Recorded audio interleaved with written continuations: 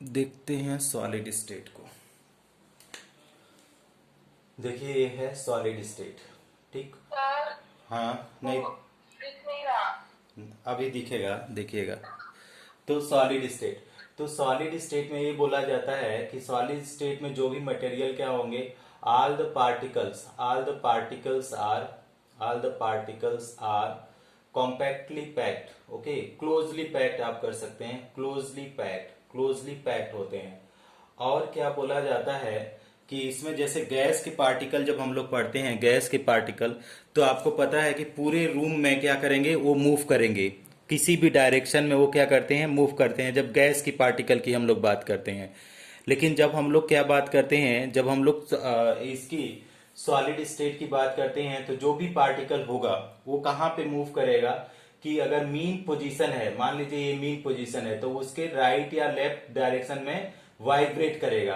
तो क्या करते हैं, सॉलिड स्टेट में पार्टिकल मूव नहीं करते हैं, क्या करते हैं, वाइब्रेट करते हैं।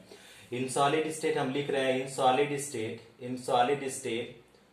स्टेट पार्टिकल्स वाइब्रेट, क्या करेंगे, वो vibrate from their mean position, from their कहां पे करेंगे, मीन पोजीशन। तो जो भी आपका मीन पोजीशन होगा, अपने बीच के पोजीशन से थोड़ा बहुत आपका हिलेंगे, लेकिन वो क्या करेंगे कि मूव नहीं करेंगे कि एक प्लेस से दूसरे प्लेस चले जाएं। गैस के पार्टिकल जैसे पूरे कंटेनर को ऑक्युपाई कर लेते हैं, उसके उसके जैसा नहीं होगा सॉलिड के केस में।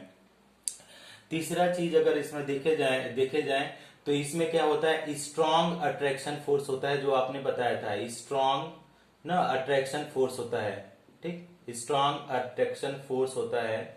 अब स्ट्रॉन्ग अट्रैक्शन फोर्स होने की वजह से अभी मैत्री ने बताया था कि आपका क्या हो जाएगा, शेप एंड साइज जो हो जाएगा वो क्या हो जाएगा, फिक्स्ड हो जाएगा। जैसे लिक्विड और सोल्यूशन के केस में क्या होता है, ये शेप साइज ये सब चीजें फिक्स नहीं हो पाती हैं, लेकिन जब इस पे सॉलिड स्टेट पढ़ते हैं तो इसका जो शेप होगा, क्योंकि स्ट्रांग अट्रैक्शन फोर्स है तो डेफिनेट शेप होगा, साइज भी आपका फिक्स साइज का होगा। ऐसा नहीं कि जिस डिब्बे में रख दें उसी डिब्बे का साइज ले ले, ऐसा नहीं है ना। तो ये तो सिंपल सिंपल थोड़े से प्रॉपर्टीज हो गए जो कि हम लोगों को नहीं पढ़ना है। अब इसमें पढ़ना जो है, हम लोगों को जो इंपॉर्टेंट चीज पढ़ना है उसमें पढ़ना है कि टाइप्स ऑफ सॉलिड पढ़ना है हम लोगों को, टाइप्स ऑफ सॉलिड। अब टाइप्स ऑफ सॉलिड में बोला जाता है कि ये दो टाइप के होते हैं जो हमारे सिलेबस में है। एक टाइप को है क्रिस्टलाइन सॉलिड और दूसरे टाइप को बोलते हैं एमॉर्फस सॉलिड। एमॉर्फस सॉलिड का एक और भी नाम है, इसको बोलते हैं स्यूडो सॉलिड। तो स्यूडो का मतलब क्या होता है Maitri, what is meaning of pseudo, Maitri what is meaning of pseudo. Sir super cold solid. हाँ, सुपर कोल्ड लिक्विड बोलते हैं, सॉलिड नहीं होता है सुपर कोल्ड, लेकिन बोल सकते हैं। तो होता क्या है कि स्यूडो का मतलब, जैसे अमीबा हम लोग पढ़ते हैं ना, बायो वाले खुशी को पता होगा कि जैसे हम लोग अमीबा स्ट्रक्चर बनते हैं ना, अमीबा का स्ट्रक्चर, तो उसमें क्या होता है कि वो बोलता है कि उसके पास पैर नहीं होते हैं, लेकिन उसके पास क्या होता है, स्यूडोपोडिया होता है। स्यूडोपोडिया होता है तो वो क्या होता है कि केवल कुछ टाइम के लिए उसके ऊपर उभार आते हैं, अमीबा के शरीर के ऊपर उभार आते हैं, लगता है कि उसके पास पैर है, लेकिन ऐसा नहीं है। वो स्यूडोपोडिया के तरह वो चलता है, उसके पास माउथ भी नहीं रहता है, उसके पास तो कोई स्ट्रक्चर नहीं रहता है, इस तरीके से होता है। तो होता क्या है कि कोई पार्टिकल इसके ऊपर गिर गया तो वो क्या करेगा, वो नेक्स्ट स्टेप में कुछ इस तरीके से स्ट्रक्चर बनाएगा, इस तरीके से। और यहाँ पे उसका पार्टिकल जो था यहाँ पे, फिर अगले स्टेप में क्या करेगा कि ये वाला पैक्ट हो जाएगा, तो ये इस आएगा और ये अंदर में आ गया। तो ये अब ये कैसे चलेगा, इसी तरीके से उसके उभार उभार बनते जाते हैं, वो चलता जाता है। तो उसका मतलब क्या होता है कि पैर नहीं होता है, लेकिन पैर की तरह वो क्या करता है, दिखता है। तो इसी तरीके से क्या होता है, एमॉर्फस सॉलिड एकदम प्रॉपर सॉलिड नहीं होता है, वो क्या होता है, स्यूडो सॉलिड होता है, दिखावे का सॉलिड होता है, ठीक है। अदरवाइज वो सुपर कूल्ड लिक्विड होता है जो आपने बताया था। अब इसमें से हम लोग एमॉर्फस सॉलिड और इसको क्रिस्टलाइन सॉलिड को डिटेल में पढ़ेंगे कि क्या मतलब है एमॉर्फस एंड क्रिस्टलाइन सॉलिड को। तो जो आपका, हम इसको इसको इरेज करते हैं और फिर आप लोगों को समझाते हैं। आप अगर लिख रहे हैं ना, आप लोग नोट्स बना रहे हैं तो दैट इज ग्रेट है, ऐसे भी बना सकते हैं रनिंग क्लास में, अदरवाइज हम कोशिश करेंगे आप लोगों को प्रोवाइड करने की नोट्स। तो आप पहला चीज है लिखिए यहाँ पे crystalline solid. Crystalline solid, crystalline solid का क्या मतलब होता है, और दूसरा है, दूसरे साइड में है एमॉर्फस सॉलिड। एमॉर्फस सॉलिड का क्या मतलब है ये पहले हम लोग समझा देते हैं। तो पहला क्रिस्टलाइन, क्रिस्टल जो होता है आपको पता होगा कि क्रिस्टल बहुत अच्छे से अरेंज होते हैं। क्रिस्टल जब भी आप देखेंगे तो क्रिस्टल क्या करता है, बहुत अच्छे से अरेंज होता है। क्रिस्टल जो भी, जिन लोगों ने भी क्रिस्टल देखा होगा तो क्रिस्टल कैसा अरेंज होता है कि बहुत अच्छे से अरेंज होता है। तो ऑर्डर ऑफ अरेंजमेंट कैसा होगा कि इसमें क्या होता है कि long order of arrangement of particle, long order of arrangement of particle, arrangement of particle. ये फर्स्ट पॉइंट हो गया कि इसमें जो पार्टिकल्स का ऑर्डर होगा वो कैसा ऑर्डर होगा, लॉन्ग ऑर्डर होगा। समझ पा रही हैं क्या मतलब है लॉन्ग ऑर्डर का? लॉन्ग ऑर्डर का अगर मतलब समझे, जैसे हाँ NaCl का क्रिस्टल हुआ तो ऐसे देखिए, इस तरीके से अगर आप करने जाएंगे तो ये क्या हो जाएगा, बहुत लंबा जाएगा, ऐसे सॉलिड का पॉलीमर बनाएगा। अब इसको क्या करिए, ऐसे जोड़ दीजिए, सारे को जोड़ दीजिए, तो ये क्या होगा, अब जैसे जोड़ेंगे तो ये इसी ऑर्डर में ये चलता जाएगा। देखिए दिस विल गो कंटिन्यूअसली, इसी ऑर्डर में ये बढ़ता रहेगा। तो ऊपर वाले लाइन को आप मिला दीजिए, फिर इस वाले लाइन को, कॉर्नर वाले लाइन को मिला दीजिए, फिर नीचे वाले लाइन को मिला दीजिए, और फिर ये, तो आप पाएंगे कि ये कैसा बन रहा है, ये एकदम लॉन्ग ऑर्डर बनता जाएगा। लेकिन एमॉर्फस सॉलिड की अगर बात करें, it has short order of arrangement of particle. मतलब क्या हुआ कि इसमें ऑर्डर जो होगा वो बहुत लंबा ऑर्डर नहीं होगा। कैसे होगा, पहले इस तरीके से चल रहा है, ठीक है, इस तरीके से, फिर क्या करेगा, ये इस तरीके से चलेगा। तो क्या होता है, एक क्या होता है, ये कैसा, ये तो लॉन्ग ऑर्डर हो गया, लॉन्ग ऑर्डर, और दूसरा वाला कैसा हो जाएगा, this is the short order. समझ में आया खुशी, कुछ समझ में आया? अच्छा, वेरी गुड। अब दूसरा पॉइंट अगर हम लोग लें, दूसरा टाइप, तो इसको बोला जाता है, ये बहुत बार कॉम्पिटिटिव में पूछा जा गया है कि इट इज एन आइसोट्रॉपिक। ये क्या होता है कि ये एनाइसोट्रॉपिक होता है, एंड इसको बोला जाता है इट इज आइसोट्रॉपिक। अब इसका मैं मतलब आप लोगों को समझा देता हूं कि एनाइसोट्रॉपिक मतलब दैट इज प्रॉपर्टीज, यहाँ पे हम लोग लिख देते हैं दैट इज लिख देते हैं एनाइसोट्रॉपिक। मतलब क्या हुआ इसका मतलब, that is properties are not same from all the direction. अगर ऑल डायरेक्शन से, फ्रॉम ऑल द डायरेक्शन, ठीक है, सारे डायरेक्शन से अगर देखेंगे तो इन लोगों की प्रॉपर्टी सेम नहीं होगी। फॉर एग्जाम्पल के रूप में अगर लिखना चाहें तो आप लिख सकते हैं रिफ्रैक्शन, या आप बोल सकते हैं डिफ्रैक्शन, जो भी आप लिखना चाहें, इसमें नहीं होगी। इसमें क्या होता है, यहाँ पे लिखे हैं आइसोट्रॉपिक है, प्रॉपर्टीज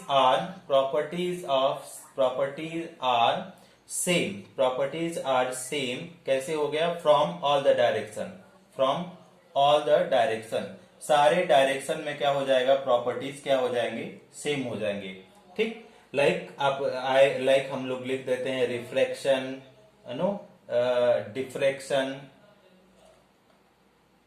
डिफ्रैक्शन, ओके। जो भी रिफ्रैक्टिव इंडेक्स होता है वो सारी प्रॉपर्टीज क्या हो जाएंगे, सारे डायरेक्शन में सेम हो जाएंगे। अब उसको करके देखेंगे। आप अगर लेना चाहें तो एक स्क्रीनशॉट इसका ले लें, है ना, क्योंकि डिफरेंस बोर्ड एग्जाम में भी खूब पूछा जाता है इसके ऊपर कि क्या डिफरेंस होता है क्रिस्टलाइन एंड एमॉर्फस सॉलिड में। जल्दी अगर लेना है तो आप जल्दी से ले लो, अदरवाइज मैं इरेज करूंगा, या तो लिखना चाहो लिख लो। क्या बोल रही हैं? हेलो, ले लिया? हाँ सर, हो गया। हो गया, वेरी गुड। अब इसको आइसोट्रॉपिक और एनाइसोट्रॉपिक को समझिए, थोड़ा सा धीरे धीरे पढ़ा रहे हैं। आइसोट्रॉपिक का मतलब ये होता है, देखिए एनाइसोट्रॉपिक, मान लीजिए कोई क्रिस्टल होगा, ठीक है, तो आपका NaCl का क्रिस्टल लिया, NaCl इसी तरीके से अल्टरनेटली होंगे NaCl, ठीक। अब यहाँ पे क्या हो जाएगा, Cl, फिर अल्टरनेट होगा Cl Na, फिर आपका क्या हो जाएगा NaCl, यहाँ पे NaCl, फिर NaCl, फिर यहाँ पे क्या हो जाएगा ClNa, यहाँ पे ClNa, फिर यहाँ पे ClNa। अब आप देखिए कि डिफरेंट जो भी एटम्स होंगे, जो भी एटम डिफरेंट डिफरेंट जब एटम होंगे तो उसकी जो रिफ्रैक्टिव इंडेक्स कैसे चेंज होगी। देखिए इस डायरेक्शन में आइए, इस डायरेक्शन में तो सोडियम है, सोडियम के बाद क्लोरीन है, तो ये क्या हो जाएगा, डिफरेंट एटम्स आ गए, तो इसका क्या है, रिफ्लेक्शन डिफरेंट हो जाएगा, मेटल ज्यादा डिफ्लेक्ट करेगा कंपेयर टू नॉन मेटल। इस डायरेक्शन से चेक करेंगे, इस डायरेक्शन से देखिए क्या आ जा रहा है, कहीं ना कहीं आपका कटेगा, या मतलब या तो हो सकता है ना भी मिले तो क्या हो जाएगा, लेकिन ऑल डायरेक्शन की बात कर रहा है, ऑल डायरेक्शन। अगर इस डायरेक्शन में देखेंगे तो क्या अल्टरनेट एटम आ रहे हैं डिफरेंट डिफरेंट, तो ये किसका केस हो जाएगा, एन आइसोट्रॉपिक का, एन आइसोट्रॉपिक, एन आइसोट्रॉपिक। इधर में आइए, मान लीजिए हमने इसका एग्जाम्पल ले लिया रबर का, ठीक है, रबर का, तो अगर रबर का एग्जाम्पल ले लिया, ठीक है, या तो कुछ भी आप पॉलीथीन का ले लीजिए CH2, तो इसमें देखिए अगर आप पॉलीमर बनाएंगे तो देखिए कैसे बनेगा स्ट्रक्चर, CH2 नीचे भी बनाएंगे तो CH2 और CH2। इसी तरीके से आप जितना भी बना लें सेम एटम होगा, कंपोजिशन तो आपका सेम होगा। तो आप देखेंगे कि किसी भी डायरेक्शन में जाइए, किसी भी डायरेक्शन में जाइए तो देखिए सेम एटम पाएंगे किसी भी डायरेक्शन में। तो अगर ऊपर से नीचे गए तो आए सेम, इधर से जाए तो आए सेम, अगर आप इधर से इधर गए तो सेम आए, इधर से इधर, तो all the direction same atoms आ रहे हैं, मतलब ये क्या होगा, आइसोट्रॉपिक। आइसोट्रॉपिक क्या मतलब है मैत्री, क्या समझ में आया? सर हम्म आइस बोलिए। आइसोट्रॉपिक मतलब उसकी फिजिकल प्रॉपर्टी हर जगह अलग रहती आइसोट्रॉपिक में कि अनआइसोट्रॉपिक में?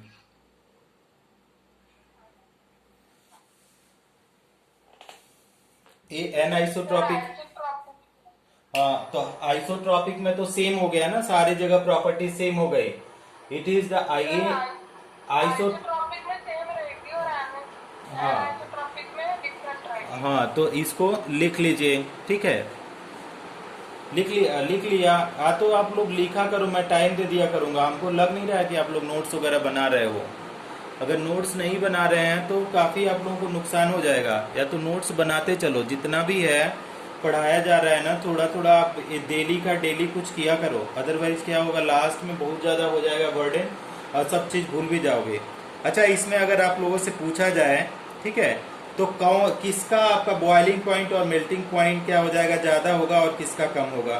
कोई बता सकता है? युक्ता आ गई है, युक्ता, किसका बॉइलिंग पॉइंट ज़्यादा होगा और किसका कम होगा, क्रिस्टलाइन सॉलिड का या एमॉर्फस सॉलिड का? किसका बॉइलिंग पॉइंट या मेल्टिंग पॉइंट कम अधिक होगा? खुशी, अगर हम लोग नेक्स्ट प्रॉपर्टीज पढ़ रहे हैं, बॉइलिंग पॉइंट और मेल्टिंग पॉइंट, तो अगर हम लोग क्रिस्टलाइन की बात कर रहे हैं ना, क्रिस्टलाइन, और दूसरे टाइप में हमारे पास क्या है, एमॉर्फस, दूसरे साइड में एमॉर्फस। तो अगर बोला जाए आपका, तो आपका क्रिस्टलाइन सॉलिड में आपने देखा था ऑर्डर ऑफ अरेंजमेंट परफेक्टली था, इसमें इम्परफेक्ट था, तो आपका melting point, melting and boiling point are sharp. ये कितना होता है, शार्प होता है। शार्प का मतलब फिक्स्ड होता है। अगर इसकी बात करें, फिक्स्ड होता है, कोई भी वैल्यू फिक्स होगी, किसी भी पर्टिकुलर क्रिस्टल की मेल्टिंग एंड बॉइलिंग पॉइंट क्या होगी, फिक्स होगी। लेकिन एमॉर्फस में क्या बोला जाता है, it has over range of melting and boiling point. कहने का मतलब ये हुआ ओवर रेंज का मतलब फिक्स नहीं होता है। मतलब कोई रबर लीजिएगा और उसको मेल्ट कराने की कोशिश करिएगा, देखिएगा क्या हो जाएगा, कम टेम्परेचर पे ही वो सिकुड़ना चालू हो जाएगा, कम टेम्परेचर पे। और जब एक ज्यादा टेम्परेचर लगाएंगे तो वो पिघल जाएगा। लेकिन मेटल और के केस में, इस क्रिस्टलाइन सॉलिड के केस में क्या होता है, एक फिक्स टेम्परेचर जैसे जाएंगे वो चटक जाएगा, वो टूट करके गिर जाएगा।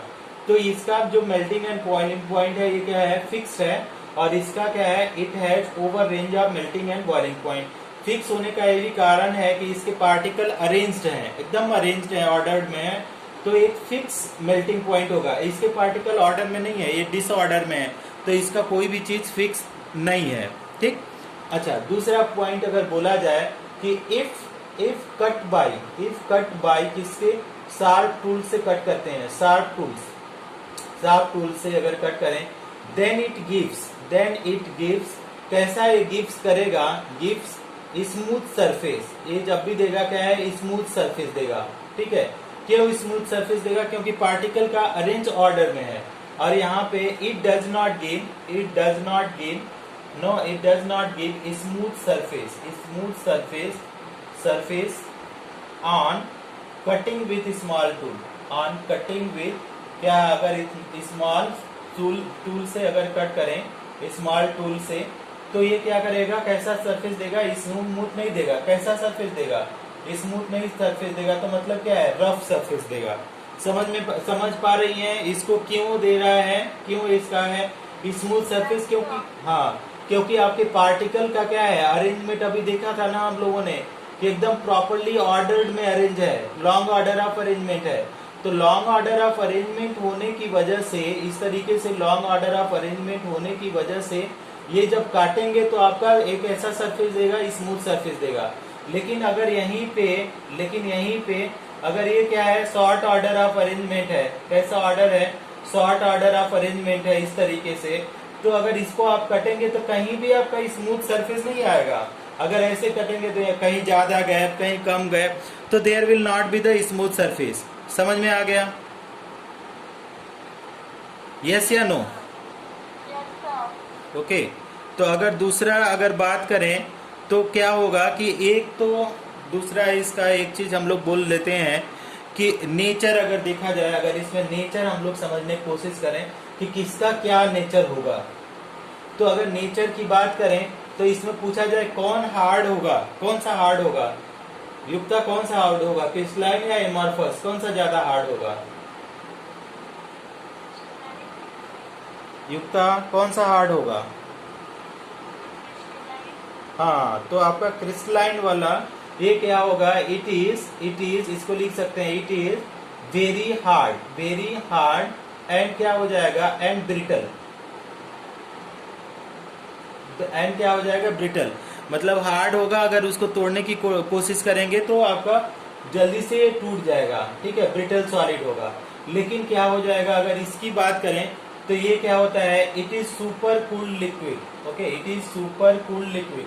ये कई बार पूछा गया है, कई सारे ऑप्शन दे देते हैं और पूछा जाता है which is super cooled liquid. तो ऑप्शन में क्या है कि आपको एग्जाम्पल आना चाहिए। अगर आपको एग्जाम्पल पता है तो आपको सुपर कूल्ड लिक्विड का इसका एग्जाम्पल क्या है, किसका भी हो जाएगा। मान लीजिए हमने क्या लिया, रबर लिया, ठीक, और क्या लिया, ग्लास लिया, ग्लास, या कौन सा भी लिया, पॉलीथीन लिया, पॉलीथीन, ठीक है, पॉलीथीन। ये सभी चीजें क्या है कि आपका एमॉर्फस में है। अगर क्रिस्टलाइन का एग्जाम्पल अगर आप लोग लिखना चाहें क्रिस्टलाइन का, तो क्या हो जाएगा, NaCl, KCl, MgCl2, AlCl3, ये सारे जितने भी हैं, ये किसके एग्जाम्पल हैं, क्रिस्टलाइन सॉलिड का। और भी आप बहुत सारे एग्जाम्पल आप लिख सकते हैं, मेटल्स हो जाएंगे, सारे मेटल्स क्या हो जाएंगे, मेटल्स सारे क्रिस्टलाइन सॉलिड होते हैं, मेटल्स, एनी मेटल्स ले सकते हैं। तो ये अभी तक जो हम लोगों ने पढ़ा है क्रिस्टलाइन एंड एमॉर्फस सॉलिड हम लोगों ने पढ़ लिया है। अब हम जानना चाहते हैं सॉलिड, ठीक है, एमॉर्फस सॉलिड हम लोग जब ग्रेजुएशन में जाएंगे तब पढ़ना पड़ेगा। तो हम लोग अब पढ़ेंगे types of crystalline solid. Next heading है types of crystalline solid, crystalline solid. अब टाइप्स ऑफ क्रिस्टलाइन सॉलिड में अगर देखा जाए तो इसके बहुत सारे टाइप्स में है, बहुत सारे। पहला जो टाइप है उसको बोलते हैं कि मॉलिक्यूलर सॉलिड। पहला जो टाइप है मॉलिक्यूलर नहीं, पहले टाइप में मॉलिक्यूलर मत करो, पहले को करो आयनिक सॉलिड। फर्स्ट टाइप जो है इसमें सॉलिड का कौन सा टाइप है, आयनिक सॉलिड। दूसरे टाइप में अगर बोला जाए तो इसमें है मेटेलिक सॉलिड, मेटेलिक सॉलिड। यही दोनों ज्यादा इंपॉर्टेंट है, मेटेलिक सॉलिड। अगर तीसरे की बात करें, मेटेलिक सॉलिड, अगर तीसरे की बात करें उसको बोलते हैं covalent solid, covalent solid, covalent solid. इसके एग्जाम्पल्स पूछे जाते हैं हर साल। और लास्ट में जो है कोवेलेंट सॉलिड के बाद आता है मॉलिक्यूलर सॉलिड। सारे ये क्या है, इंपॉर्टेंट है, मॉलिक्यूलर सॉलिड। ओके, अब इसके कुछ कुछ हम प्रॉपर्टीज बता देते हैं आप लोगों को कि क्या क्या इन सब के प्रॉपर्टीज होंगे। तो पहले तो देखिए कि इन सब में कंस्टिट्यूएंट पार्टिकल क्या होगा, कंस्टिट्यूएंट पार्टिकल, कंस्टिट्यूएंट पार्टिकल। तो आपको पता है कि आयनिक जो बॉन्ड होता है, आयनिक बॉन्ड होता है तो किससे मिल करके बना होता है, कौन किससे मिलके बना होता है, सर आयन से। आयन से। तो ये एक आयनिक सॉलिड का कंस्टिट्यूएंट पार्टिकल क्या हो जाएगा, आयंस हो जाएगा, ठीक ना। ब्रैकेट में हम लोग लिख सकते हैं क्या, cations and anions, cations and anions. ये आता है सबके केस में, ध्यान से पढ़ेंगे। दूसरा चीज अगर हम लोग बनाएंगे कि इसमें टाइप्स ऑफ अट्रैक्शन, अगर आपसे पूछा जाए कि इसमें क्या हो गया, टाइप्स ऑफ अट्रैक्शन कैसा होगा, टाइप्स ऑफ अट्रैक्शन। तो अगर आपसे पूछा जाए कि ये आयनिक सॉलिड में टाइप्स ऑफ अट्रैक्शन कैसा होगा, क्या बता पाएंगे, कैसा अट्रैक्शन होगा, किस टाइप का फोर्स ऑफ अट्रैक्शन होगा आयनिक सॉलिड में, युक्ता किस टाइप का फोर्स ऑफ अट्रैक्शन होगा आयनिक सॉलिड में, कैसा फोर्स ऑफ अट्रैक्शन होगा Maitri, ionic force of attraction, ionic force of attraction. इसी को आयनिक फोर्स ऑफ अट्रैक्शन को एक और नाम से जाना जाता है और उसको बोलते हैं कुलम्बिक फोर्स ऑफ अट्रैक्शन। क्या बोलते हैं, COU ना, LOMBIC, कुलम्बिक फोर्स। तो या तो हम लोगों को क्या बोलेंगे, आयनिक फोर्स ऑफ अट्रैक्शन, या इसमें हम लोग क्या बोलेंगे, कुलम्बिक फोर्स। ठीक, अब इसके एग्जाम्पल देख लीजिए, कोई बोलेगा, एक कोई एग्जाम्पल बताओ खुशी, आयनिक सॉलिड का कोई एग्जाम्पल बताओ, क्या एग्जाम्पल हो सकता है खुशी, आयनिक सॉलिड का एग्जाम्पल बताइए। आयोनिक सॉलिड का। हाँ, आयोनिक सॉलिड का एनी एग्जाम्पल जो आयन से मिलके बना होता है, कोई एग्जाम्पल।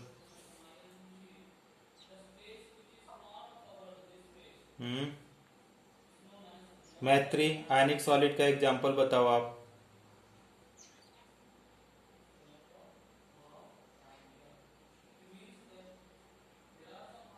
मैत्री, आयनिक सॉलिड का एग्जाम्पल बताओ।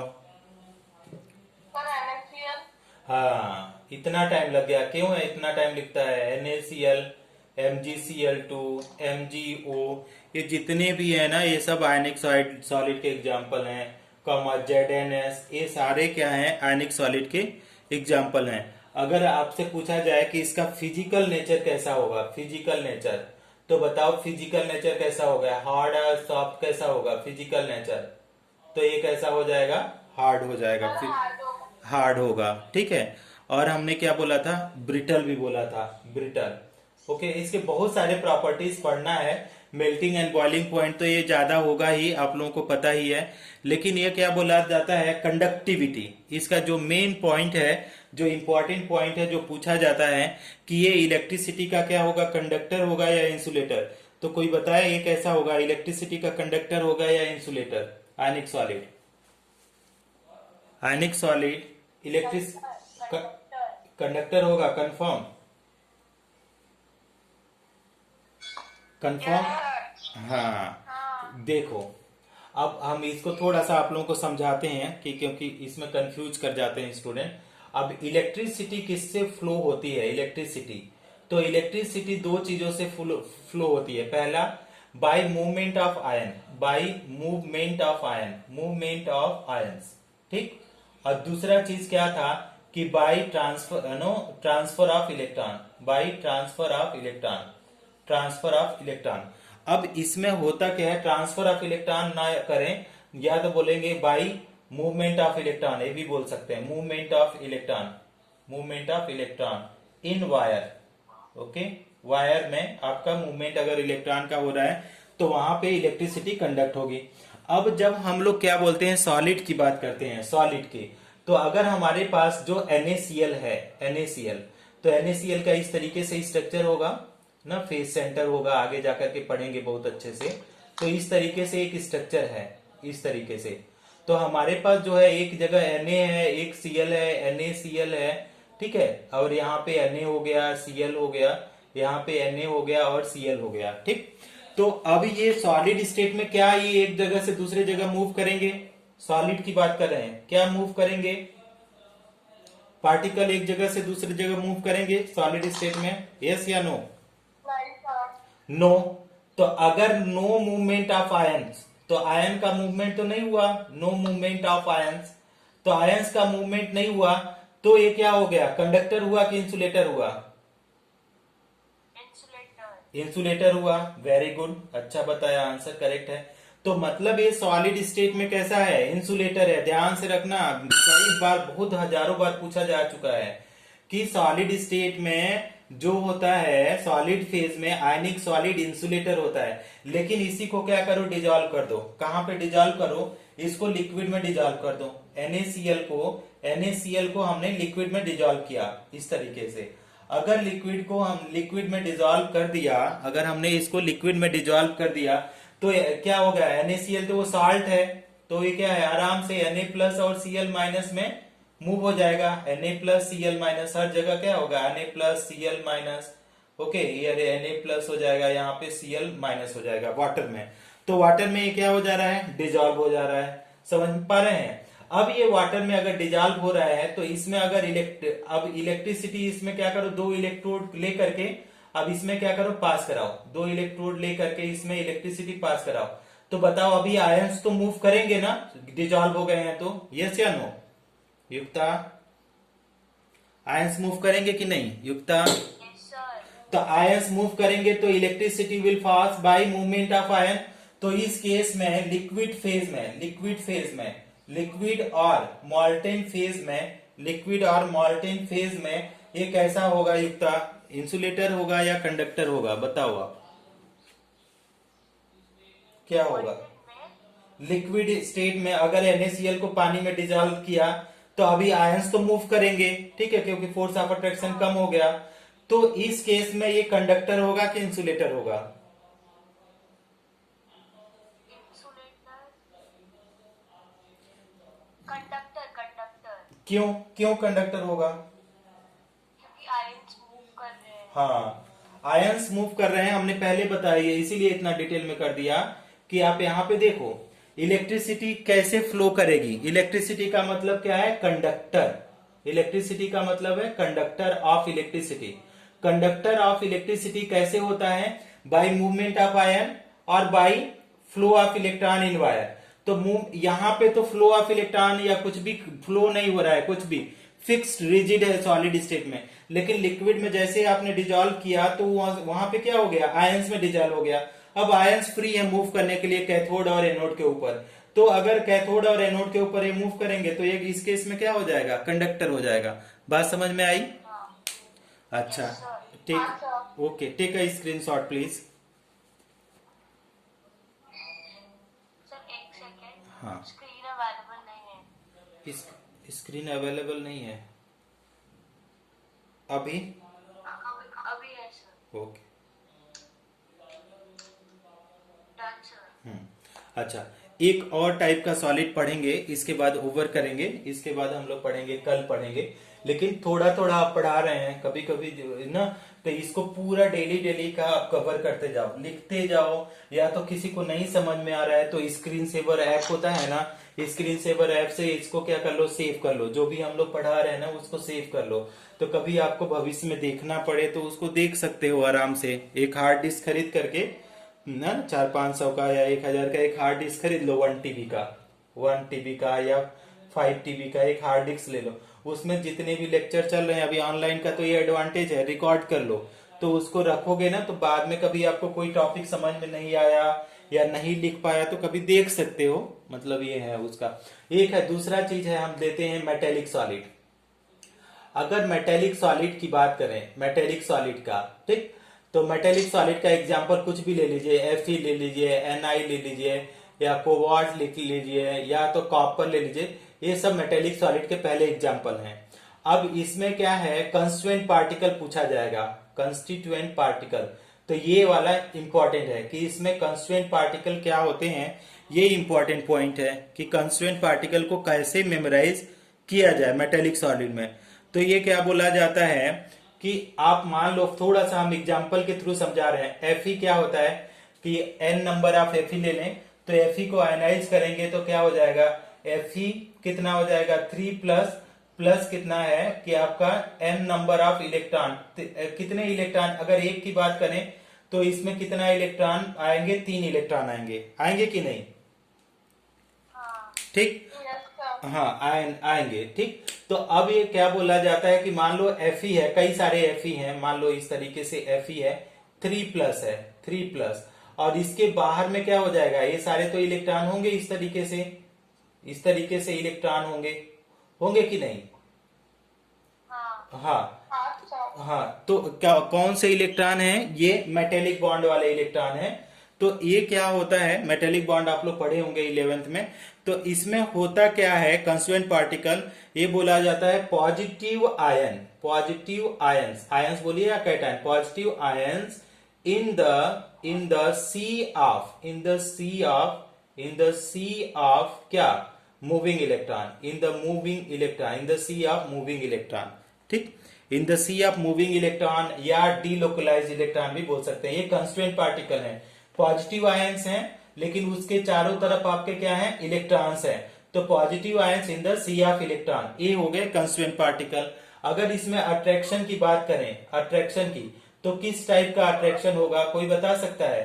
तो इसमें जो होगा आपका मेटेलिक बॉन्डिंग वाला अट्रैक्शन होगा, मेटेलिक बॉन्डिंग जो अट्रैक्शन फोर्स होगा, इसमें कैसा अट्रैक्शन फोर्स होगा, वो हो जाएगा मेटेलिक बॉन्डिंग। अगर आपको बोला जाए कि ये कैसा होगा, इसका नेचर अगर पूछा जाए, कोई अगर पूछ लिया नेचर, तो ये कैसा होगा, मेटेलिक सॉलिड भी हार्ड होता है, ठीक। और क्या होता है, डक्टाइल होता है, डक्टाइल होता है, और क्या होता है, लस्टरस होता है, ठीक। और क्या अगर लिखा जाए तो मैलिएबल भी होता है। तो इसका तो बहुत सारे ना, बहुत सारे नेचर होता है, मैलिएबल भी होता है। तो ये हो गया। अच्छा, अब इसका जो इंपॉर्टेंट पॉइंट है, ओके, इंपॉर्टेंट पॉइंट इसको बोला जाए कंडक्टर, ओके, कंडक्टर। तो एक कंडक्टिविटी, कंडक्टिविटी का मतलब होता है कि movement of conductivity of electricity, conductivity of electricity. क्या ये इलेक्ट्रिसिटी का कंडक्टिविटी करेगा, इलेक्ट्रिसिटी कंडक्टर होगा कि नहीं। अब आपने देखा था कि कंडक्टिविटी किसकी वजह से हो रहा था, movement of ion, movement of ions की वजह से, और फ्लो ऑफ इलेक्ट्रॉन की वजह से, flow of electron in the wire करिए या तो मत भी करिए वायर को, तो भी फ्लो ऑफ इलेक्ट्रॉन की वजह से होता था। तो अगर बताओ कि यहाँ पे क्या गया, positive ions in the sea of moving electron, तो ये इलेक्ट्रॉन क्या है, मूविंग इलेक्ट्रॉन है ना। तो ये क्या होगा कि अगर पूछा जाए कि ये कंडक्टर होगा कि इंसुलेटर होगा, Fe की बात करें तो क्या होगा, कंडक्टर। कंडक्टर होगा। सॉलिड फेज में बताओ, सॉलिड फेज में, मॉल्टेन फेज में, मॉल्टेन फेज में। तो सॉलिड फेज में अभी बता दिया कि ये कंडक्टर होगा। क्यों कंडक्टर होगा, क्योंकि यहाँ पे इलेक्ट्रॉन इजिली मूव कर रहे हैं, क्योंकि मूवमेंट। अगर मॉल्टेन स्टेट में बात करें तो क्या होगा, कंडक्टर या इंसुलेटर, डियर कंडक्टर ही होगा, इंसुलेटर नहीं होगा। क्यों कंफ्यूज मैं कर रहा हूं जानबूझ करके, ठीक है। So this is all about today's class. We will study the other things in the next class. Thank you so much for watching.